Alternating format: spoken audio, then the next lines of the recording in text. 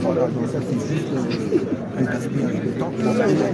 Et voilà, donc il a dit que le terrain aussi est là, le terrain est là, les terrains existent pour la construction de la présidence.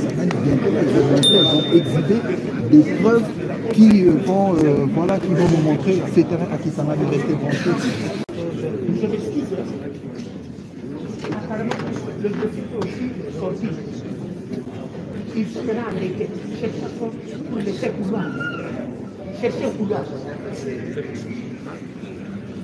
Bonsoir, Maître Mahéli, M-A-H-E-L-E, Mahéli Mikesi Rifa, je suis avocat au barreau de Kinshasa, Mahéli. Maître Moïse Pita, avocat au barreau de Kinshasa. Je suis maître Lokonia Koulungo Edi, avocat au barreau de Naïdobé. Maître Pélissier, Joël, avocat de la Cour d'appel de Saint-Paul. Pélissier, Joël, barreau de Saint-Paul. Maître Guélor Bouy.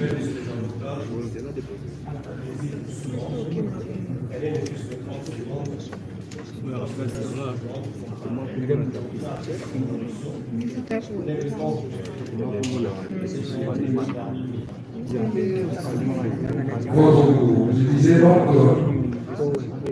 que c'est Maître Guélor Bouy, avocat au barreau de Kinshasa. Merci pour l'honneur.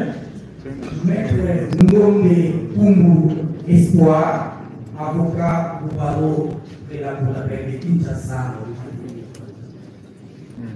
Maître Kaboro Chibou, avocat au barreau de Kinshasa, Gobert.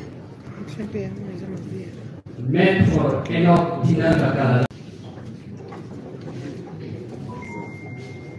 Maître Gouy Moussa Joël, avocat au barreau de Kinshasa.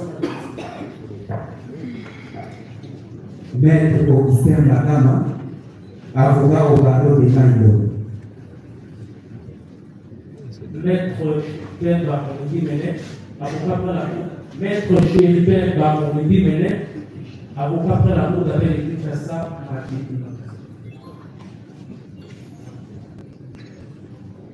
Maître Kaoucha Lambongo, avocat au barreau près la Cour d'appel de Maïdobé.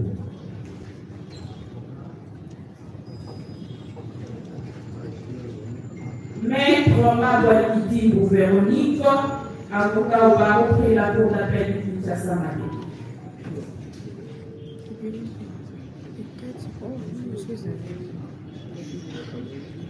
Maître Patrice Chou-Bouzando, avocat au barreau près la Cour d'appel de Saint-Paul. Maître Justicio.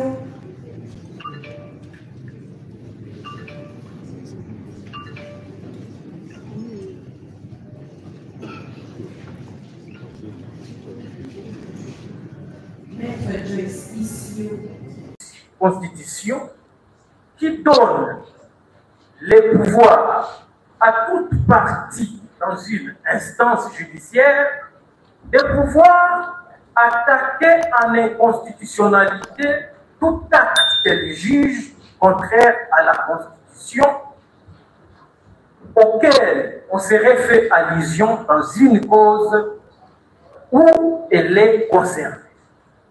Voilà pourquoi nous avons jugé que les deux résolutions prises par l'Assemblée nationale ainsi que votre arrêt de la fois dernière violaient manifestement les prescrits constitutionnels ainsi que les deux arrêts des principes de la Cour constitutionnelle, à savoir l'arrêt R11 1800 et R11 1830.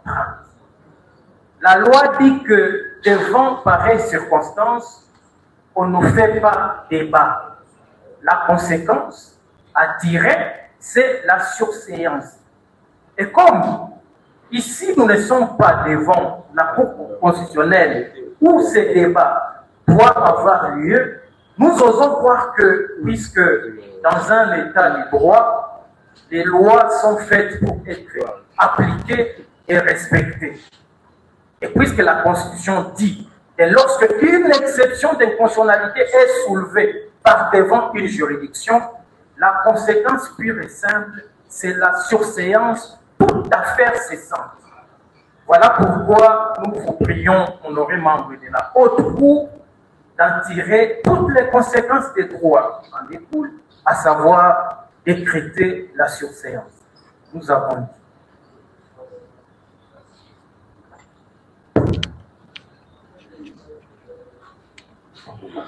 Vous avez ajouté? Non. Hein? D'accord. Monsieur le gars de la loi, vous avez la parole pour votre avis. Constitutionnel, je suis. Peut être saisi pour l'inconstitutionnalité, mais pour l'acte législatif ou réglementaire. Alors, le problème, c'est la question devient intéressante. Donc, c'était par mes propres recherches. Je suis tombé sur la fameuse requête. Si la requête, excusez-moi. J'ai dit ceci. Que par un avenir droit, mais des suites des incidents, des profils de toute motivation ou à tout le moins insuffisamment motivés, la Cour de cassation va rejeter toute cette exécution. En réalité, on s'attaque à un jugement, à un arrêt rendu par votre petit secours. C'était le 23 décembre sous RF 22/1. Alors la question, quelle est la partie juridique de l'arrêt rendu par le petit secours sous RF 22/1? S'agit-il d'un acte législatif ou c'est un acte réglementaire? La réponse est claire. Une décision